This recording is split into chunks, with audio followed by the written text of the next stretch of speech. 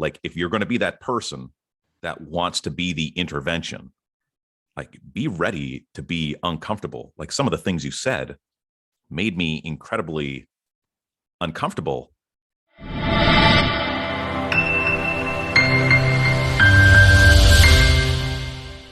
So I'm talking with Mark Meincke, and this is actually round 2. We did a podcast already, and we're just going to explore a couple of things. I thought it was really interesting. So he does a podcast, and it's called Operation Tango Romeo, and it's the trauma recovery podcast for first responders, veterans, etc. And you're saying that you're very specific about the people that you want on your show, right? And there's this thing that we're all dealing with that we hear about all the time, victim mentality, and you don't look for victims on your show. What does that look like? What is victim mentality when it comes to PTSD? Victims are the ones that just want to be acknowledged over and over and over again for what happened to them, but are not interested in moving forward. Right. And it's something I wrestle with because there's something called holding space, part of good listening. And you got to do that in the beginning. Well, if I'm going to hold space for somebody, I'll do it once, maybe twice. But if we're on lap number 16, He's like, okay, hang on, time out. We got to move forward here. Yeah. I've held the space. I've acknowledged, I've given you that. What are we doing about it? There has to be a point in time where we move forward. Now, the reason that I struggle with this is because often people will do the douchey thing and not hold space in the first place. They're going straight for solutions right off the bat. And you can't do that. Like you have to first hold space, acknowledge what's going on, validate that, yeah, dude, that sucks. That is a big deal. And you have to do that first. And the moving forward conversation can't be in the same conversation unless it's asked of you. Otherwise, you're being a bit of a dick. Right. It's not for you just to intervene and say, like, here's my 2 cents worth. There is a kind of permission that you're looking for before you take that next step. Right. Because that will isolate that person. Yeah. In the initial conversation, maybe the initial 2 conversations, it's all about validating their experience, saying, I believe you. That sounds like a lot. That's a big deal. And it's natural that you would feel that way. You know, validating. And if you don't do that, by default, you're doing the opposite. You're trivializing. And when somebody feels trivialized, they go into isolation. They feel like there's something wrong with them. And you're doing the opposite of encouraging them to seek help. Right. Yeah. This sounds very similar to grieving. I'll share an example in regards to my sister. I hope she doesn't mind talking about her story. But my mom passed away 5 years ago. I don't remember 2 years of my life after that moment. Like it's really just a blur. So when I think about the fact that I'm 44 already, I'm like, how did that happen? I should be like 43, 42. And my sister and I grieved very differently. Both of us grieved incredibly hard, but there was this one point after 4 years where she kind of wasn't moving forward. Now, I had already gotten permission from her as my sister to where she's calling me and she's asking me for help. And maybe you can shed some light on this. I just went with my gut instinct that maybe it was time for me to say something to her in regards to taking that step forward. I'm like, Jana, I love you. And I understand you miss mom. And I do too, right? But mom would not want you to be here. We need to start changing the story. I'm hearing a lot of the same things from her over and over, like 4 years down the road. I'm like, we need to find an intervention or a pattern interrupt here and start telling a little bit of a different story. Because I guess what will happen is that people will just start making their own story worse. People get addicted to the victim mentality because it makes them special. Wow, that's profound. Yeah. I've seen people fake cancer. They fake cancer because of the empathy and attention that comes with it. Mm-hmm. The drive for affirmation is so strong. It is really the number one human emotional need is affirmation. But really it's a sense of connection. Connection is the biggest need that any of us have. And we ask for that connection primarily through affirmation, just a sense of I matter. You see me. I exist. My word matters. Like the people that are constantly interrupting, you can't get in a word in edgewise. That is somebody that is not self-aware, but is also desperate to be heard. That's why they won't shut up. It's a Right. trauma response. That's wild. And listening to one of your episodes, and this is good in business and life, period, is to be a good listener, an active listener, right? Now, what would someone be listening for to be able to differentiate that person that is being a victim, right? Opposed to being able to maybe help that person get on the right path. Like, is there, I guess when someone's in a victim mentality, can you help that person? No. Right. So what has to happen within themselves? Because I mean, I'm guessing that doesn't come externally. It gets back to the power of why you recover out loud. Mm-hmm. I have got people into the system seeking professional help without ever suggesting to them that they should. Because, hey, Mark, how was your day yesterday? Oh, it was great. I was off to the therapist and I don't bury it and I don't whisper it. I just say it like it ain't no thing but a chicken wing. Just Right. I just say it. And or I'll say, well, yesterday was rough. Went to therapy. Therapy can be a bitch. And whatever the truth is, I'll just say it. But I don't hide that I'm seeking help. I don't hide that I'm in a peer support group. I don't hide that I'm in therapy, and I don't hide that I suffer. I also don't make it the focal point of my life. It's something that I'm doing. It's something that I'm going through. And then what I have found is the same people that I'll not overshare, but they're aware of what I'm doing and what path I'm on. Then they start asking me questions. Then they're ready for help. Right. But I don't have to offer it. They'll ask. So what did you do about this? And what was this like? And what was that like? Oh, those are called buying signals. Yeah. And they're starting to buy into the idea that, hey, if you can do this, maybe I can do this. Now I've learned something from you from this last podcast that we did that I'm not sure other people are going to hear.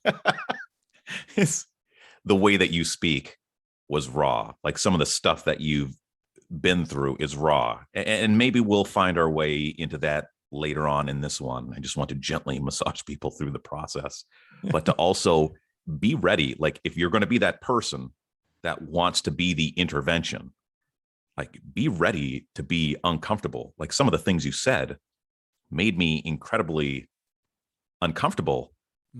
And if you're used to this because you've been doing this for a while, like in regards to you're but good with where you're I at. shared, I wasn't able to even tell my wife until I was in my mid to late 40s.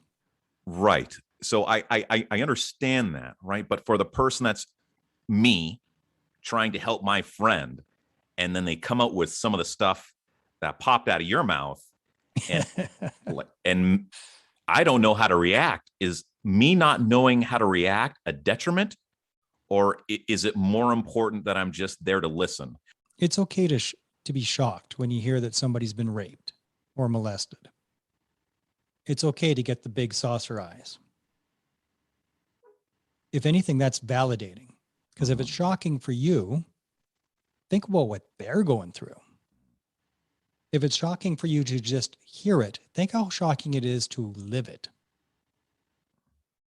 So getting the big saucer eyes, taking the big breath, being shocked, being aghast. That's okay.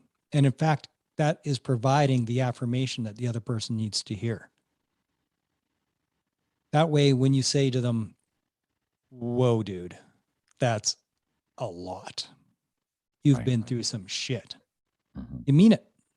Right. And that's good. You're providing affirmation. It's not that's not a bad thing. It's a good thing. Yeah. Now, let's just scrape the surface on some of these things, just Sure. so people know where you're coming from. Yeah. Okay. So you served 5 years, I did.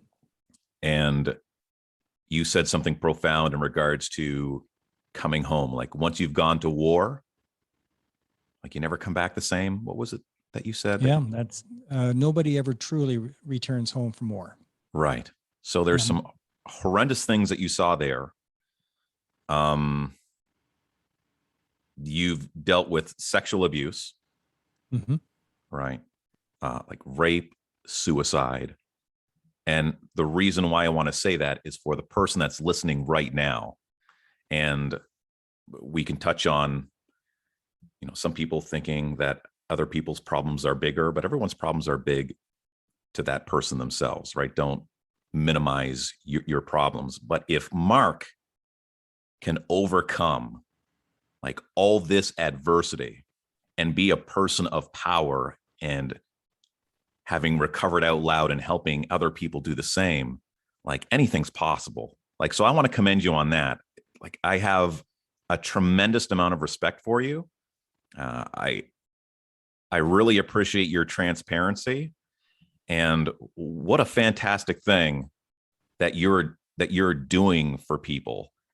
And for the person out there right now that's listening and they're afraid, they don't really know where to turn, what would be like the number one piece of advice in a very difficult landscape of PTSD? Like, what would be that one that makes the top of the list every time? It's not your fault. Yeah. And it's okay to not be okay.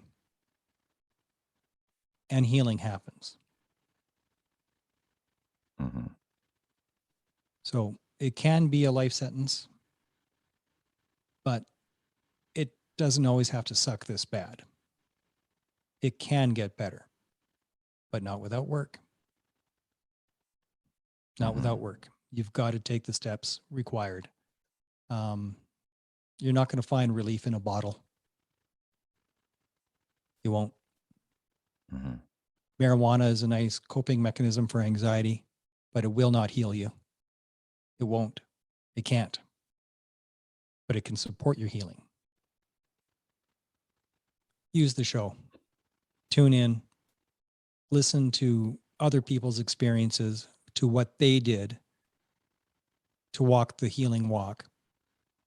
Pick the one that you think might work for you and try it. If it doesn't work, try the next one. If that doesn't work, try the next one, but keep walking forward. If you stay still, you're going to do nothing but suffer. Yeah.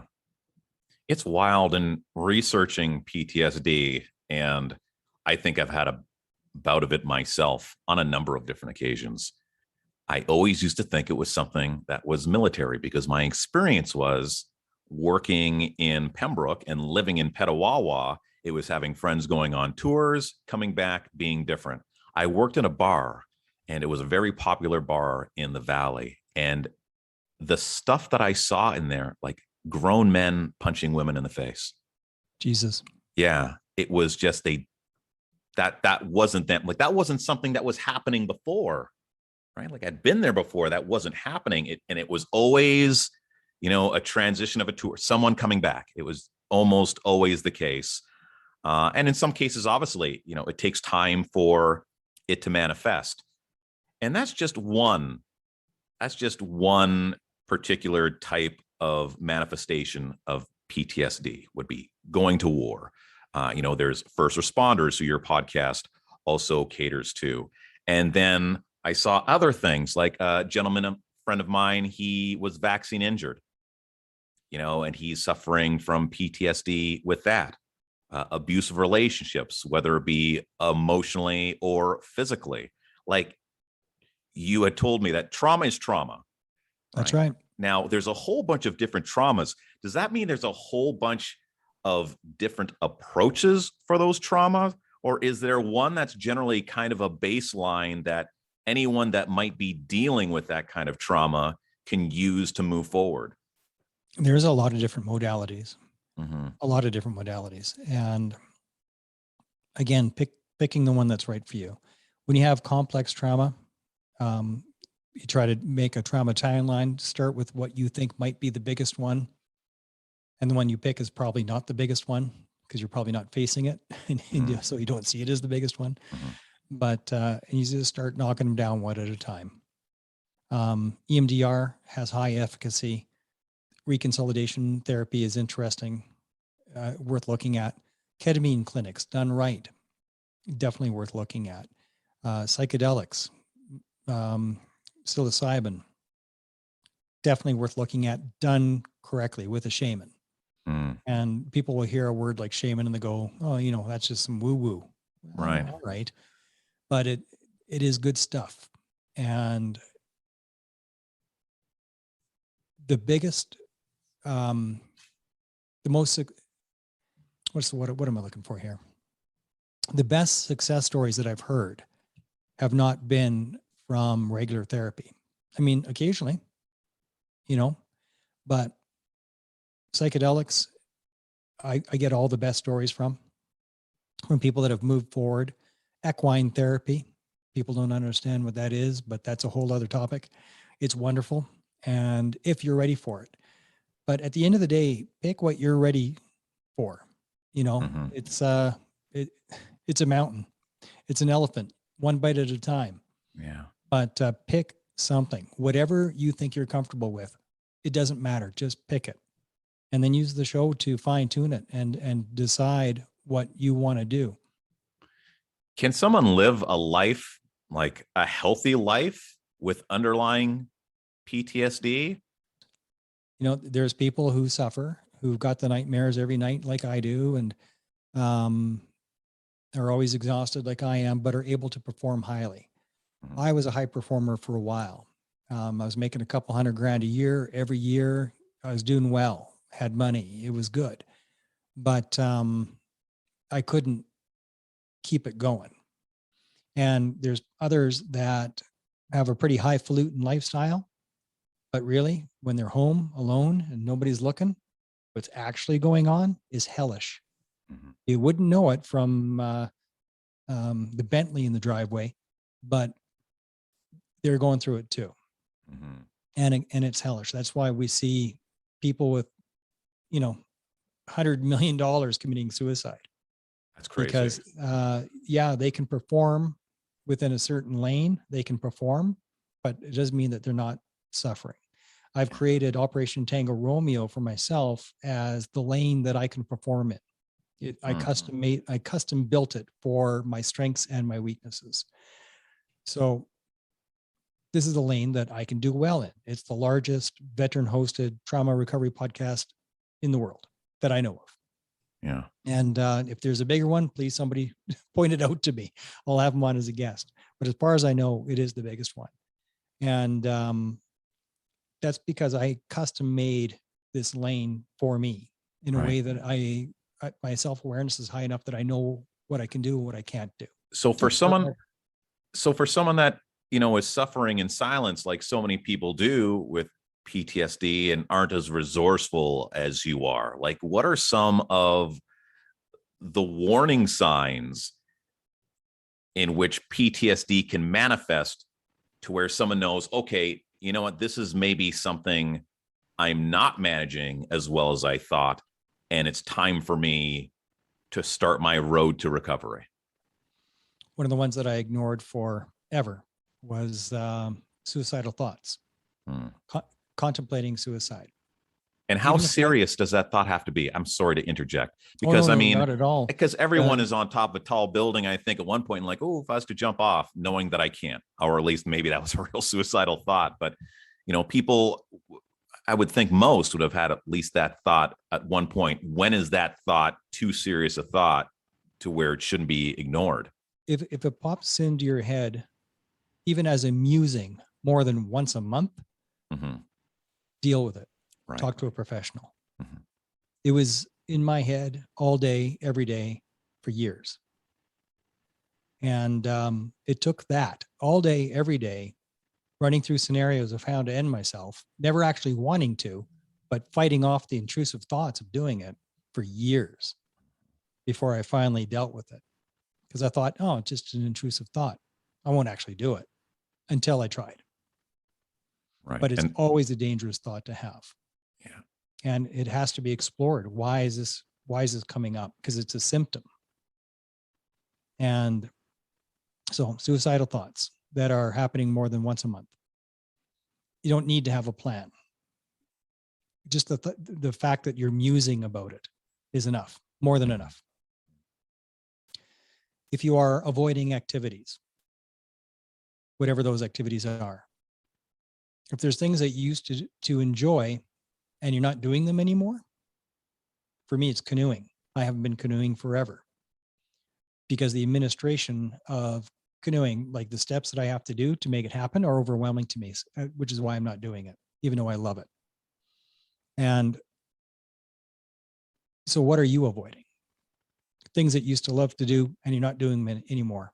That's a sign. You should be looking at that. Right. And can it also be things that generally you just normally do, even though there's no joy associated to them? Like I remember after my mother passed away, which was a very traumatic event for me, out of nowhere, I had a very hard time paying my bills.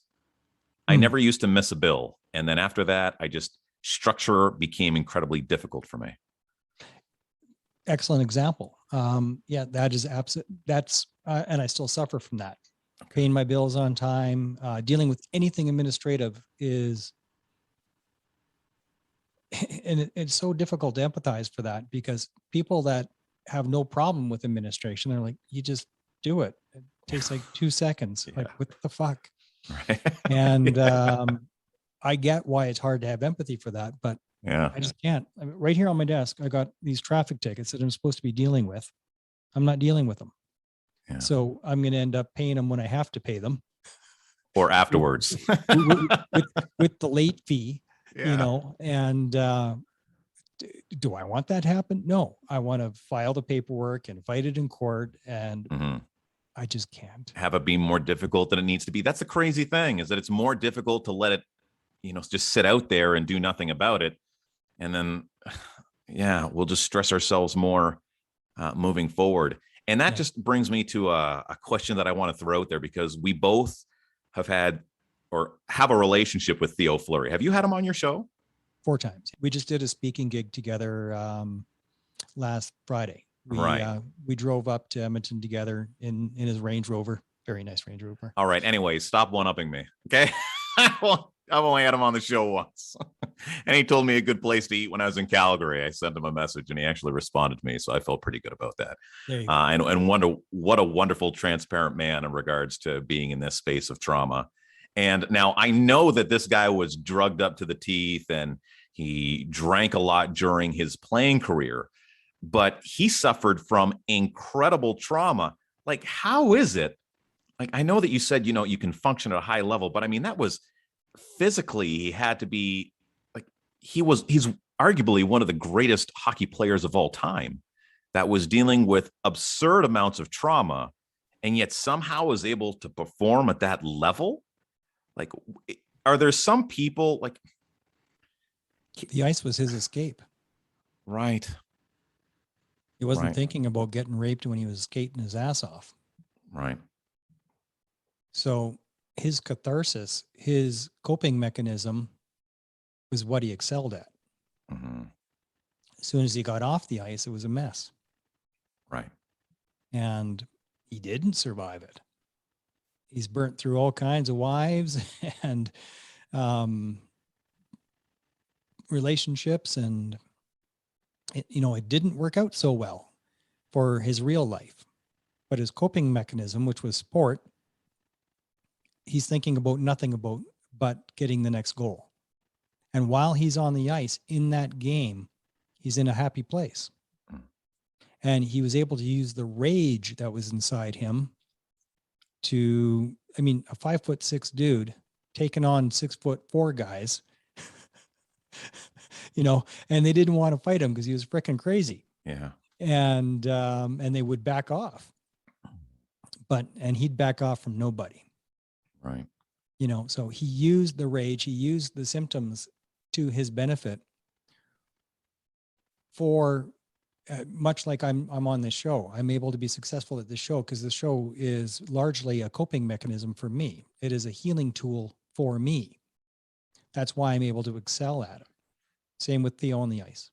But like, I think about today's landscape that we're living in, and with these mandates, and me being one of those individuals myself, where I can't do a lot of the things that I was able to do before. Now, I've taken this as an opportunity to divorce externals because, you know, they do not determine my joy. They can bring me joy, but I will not let them determine my joy. So I've divorced that world, and I'm working very much on my internals. You've mentioned isolation on a couple of occasions, and I can't think of a more isolating period of time in my life than when literally people are saying that you cannot be a part of society in this way. If you just happen to be one of those individuals that maybe has decided to take a stance in regards to not wanting to, you know, have medical intervention, or just all the chaos that's going on in the world in regards to just the trauma of seeing how people are treating one another. I know that's a very large question. That was me more thinking out loud, and maybe, what do you think about that? The pain of PTSD is the isolation. It's the disconnection. Mm-hmm. The injury manifests in disconnection. You're disconnected from yourself, from your identity, from who you used to be, disconnected from your loved ones, you're disconnected from society. That disconnection is what leads to suicide because you feel like you're alone. And now these COVID mandates are doing that to everybody. And I'm sure they're hiding the suicide stats, but I can guarantee you that they are off the charts. Just today, 2 more gone, I saw on my Facebook feed. Isolation is the pain. Disconnection is the pain. So what can we control? What can't we control? I can't control whether or not somebody's going to let me go watch the movies with my kids. I can't control that. I can't stomp my feet and say, no, you're going to let me in to watch the movies with my kids. You're going to let me into this movie theater. I can't do that. So instead of focusing on what I can't do, I have to focus on what I can do. I could take my kids to the mountains and we can go climb a mountain. And we did. I can take them to the river and we can skip rocks. So we did. I focus on what I can do because the truth of the matter is the things that we can do are greater than the things that we can't do. The things that we can't do are frivolities anyway. They're not actually important. And I'm taking it as a gift because going to the movie theater versus going for a hike through a field or in the mountains or wherever, it's not even close. The hike is way better. It's a memory. It's a better way to connect with my children. It's just better.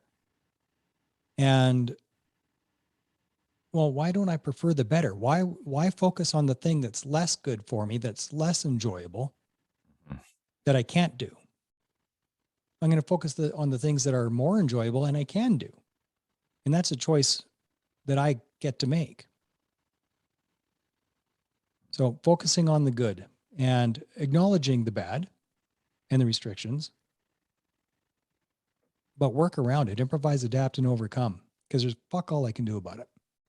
Now, throughout your experience and your growth and your recovery, etc., what's one thing that you've really come to love about yourself?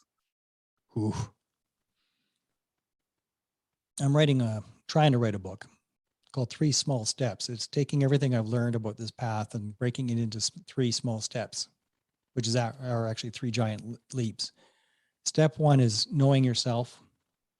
Step 2 is loving that person. Then step 3 is acting accordingly. And loving myself is a challenge. So, and it's also an act more than it is a feeling. Right. So to love myself, I keep promises to myself. That's how I show self-respect. And one of the promises I've been keeping to myself is I've been learning French. J'ai étudié français chaque jour avec Duolingo dans ma table. And I've been Bonhomme de learning, neige. That's all I know. I've been learning a little bit every day. Right. Tous les jours, every day, for the last 350 days without skipping a single one. That's awesome. I just want to interject one thing. You said it's difficult to love yourself. Why? I'm not going to let that skip. Well, I'm not overly sure why, but it is. So to love myself, I'm keeping promises to myself. That's why I'm answering in this way. Right. Because it's an action.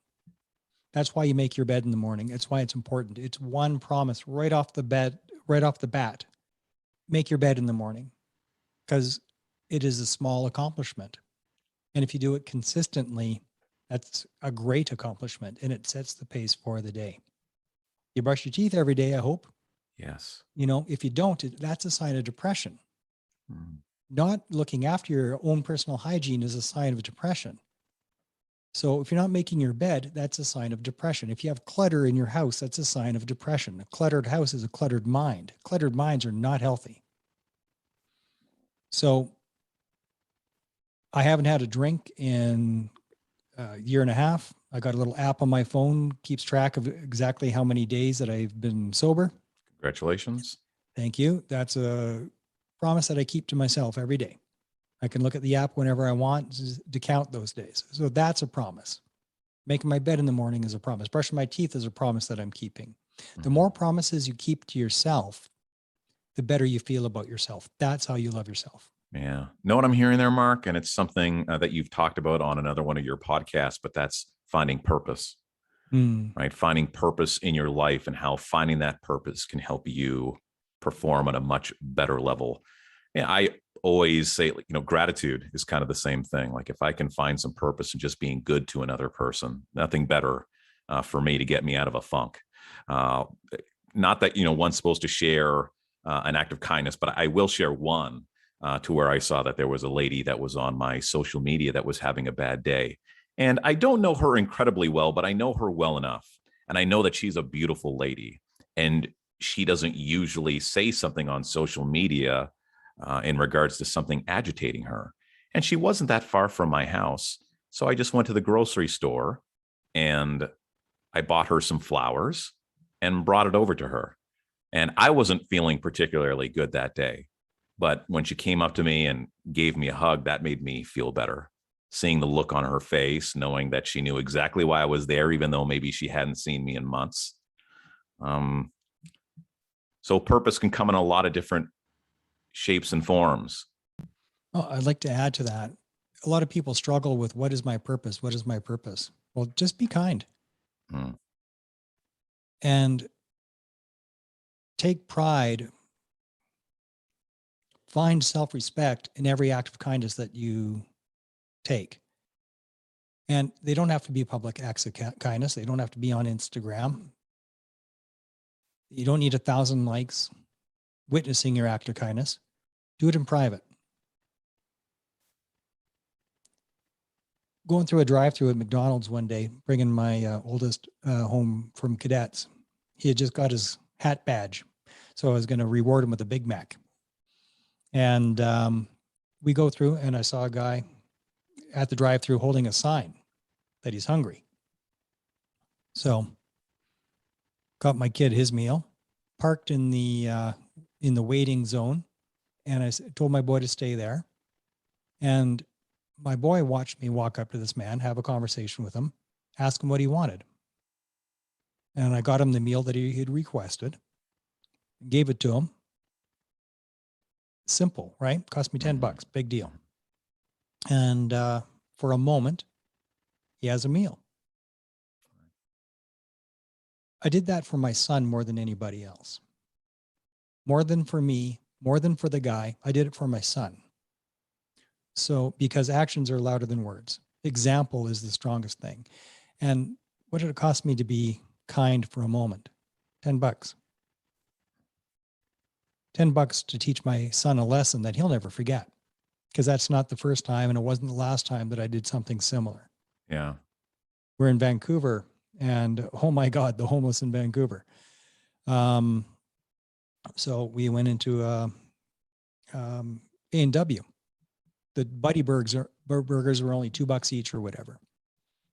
Got a great big bag of Buddy burgers. I think I spent $30 on Buddy burgers.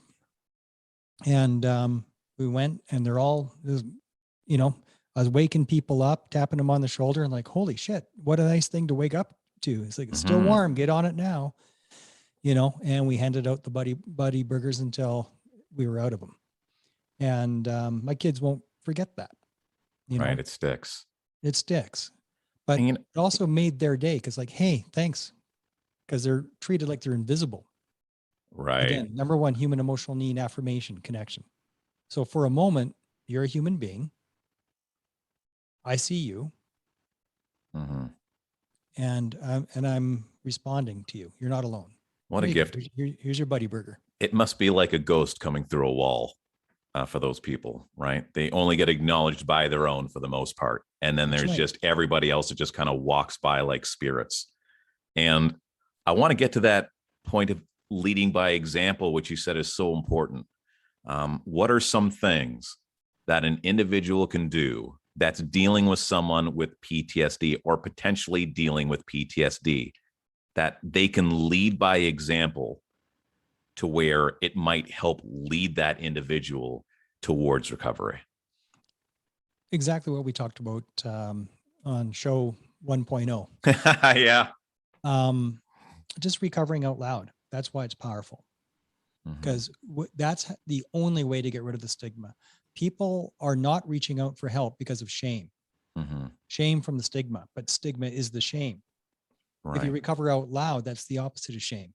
But if you are the person with PTSD, yeah, and I'm looking to lead by example, like what are the things that I can do? How can I live my life in a way that would maybe encourage some things that I could do that might encourage that person that's suffering to want to share with me?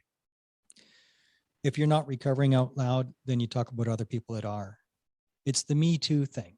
You know, you have to create that community in their mind if they're not physically a part of that community, because it's the strength from the community. That's part of the strength of Operation Tango Romeo. It creates a community of other people that are walking the walk or learning about walking the walk. And so talking about my show, you know, or talking about anybody's story of like, boy, they were so strong because look at all this that they went through, and they are just open. They're not ashamed. They're reaching out for help. I admire that so much. And talking about those stories is the only light that you can offer. Right. And that's even if I'm not suffering from PTSD. This is just me kind of doing my research and trying to understand where this person is at. Yeah. So if you can't tell your own story because you don't have one that's relevant, tell somebody else's. Okay. But that is the beacon. That is the lighthouse. And there is no other way that I know of, because you can't just go up to somebody and go, hey, I see you're struggling. Here's a card of a psychologist. Give them a call. Like that doesn't work. That doesn't work. They have to self-discover that it's time to reach out, and they won't do that if there's shame associated, if there's, it has to be a comfortable thing for them to do, or they won't do it most times. There's more people that are suffering in silence than reach out for help. And the system is still overwhelmed. Right. The system has to grow to uptake the capacity, to have the capacity, and people have to recover out loud more often, or celebrate those that are. If you're not yourself, then celebrate those that are. And that is the light that you can shine for others to show the path. Right. And I'm hoping that doing this podcast shines a light. And I know for a fact that there's a lot of people in my network, and they expressed it in a social media post that I made, that this would be a great topic to cover. And I know I got the right guy. And I believe that they're going to hear this, and it's going to meet them on a level. And I would encourage them to reach out to you, to listen to you. I mean, there's definitely like Mark's the real deal, and we've chatted before, and it's been really raw. And I don't know where you're at in your journey, but if you're looking for a straight shooter, and it's not all that way, is that he has a really great perspective on things. He's lived it himself, and he's spoken to Lord knows how many people throughout the years that have been going through A, B, C, D, whatever. And as you can tell by just hearing him speak today, you empathize, you come from the heart, your transparency is your strength. And I can't even tell you how happy I am that you are here. And I strongly encourage people to take a listen to Operation Tango Romeo if you're dealing with any type of PTSD whatsoever. Thanks for having me, man. Oh, that wasn't even a goodbye, buddy. Come here, give me a hug. No, I wasn't. I just thought I'd give you a nice plug. But I really do appreciate you being on the show, buddy. Thank you for letting me just basically see you, and all of you. And I know when this goes around from people in your network and people in mine, they're going to be very happy that we sat down and had this conversation. So thank you. Thank you. All right. And to everyone else, hugs to you too. And you take care, be well, and love simply because you can. And if you enjoyed the content, feel free to give it a like. If you have a question, leave a comment. And of course, always appreciate the subscribes.